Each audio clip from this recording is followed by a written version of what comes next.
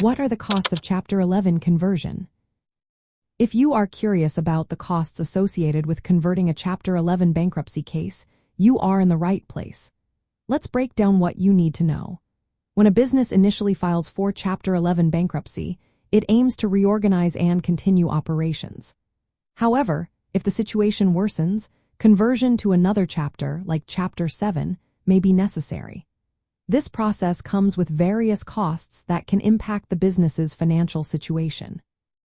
First, the debtor must pay all pending court costs and any fees owed to the United States trustee. These fees accumulate during the Chapter 11 case and must be settled before conversion can occur. If these fees are not paid, it can delay or even block the conversion process.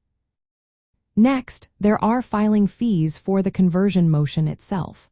This motion must be submitted to the bankruptcy court, and the fee can vary based on local bankruptcy rules and jurisdiction. The debtor or creditor requesting the conversion is responsible for this fee as part of the process. Administrative costs are also a factor. The conversion process requires filing specific documents and notices with the court. For instance, a notice of motion for order without hearing is often needed.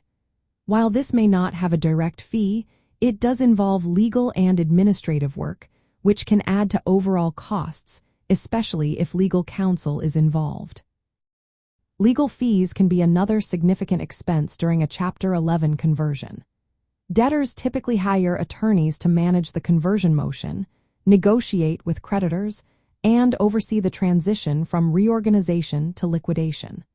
The total legal fees will depend on how complex the case is and the amount of work required. After conversion, if the case shifts to Chapter 7, a trustee is appointed to liquidate the business's assets. This introduces additional costs, such as trustee fees and other administrative expenses related to asset liquidation. These costs are separate from the conversion costs but still affect the overall financial impact on the debtor. Lastly, the conversion from Chapter 11 to another chapter means the debtor loses control as a debtor in possession. This shift requires compliance with new financial oversight, which can lead to increased costs due to changes in how debts and assets are managed and liquidated.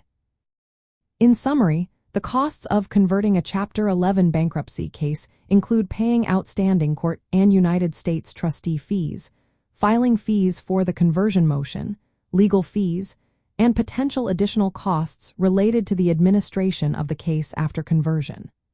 Understanding these costs is essential for anyone considering this path in bankruptcy.